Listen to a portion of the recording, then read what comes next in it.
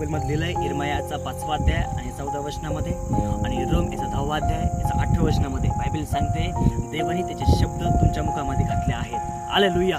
म्हणजे देव जे बोलला ते निर्माण झालं. प्रभू म्हणतो माझ्या मुला जे तू बोलशील ते मी तुझ्या शब्दाद्वारे निर्माण करल, कारण मी तुझ्या शब्दामध्ये तुझ्या मुखामध्ये मी माझे शब्द घातले आहेत. हालेलुया.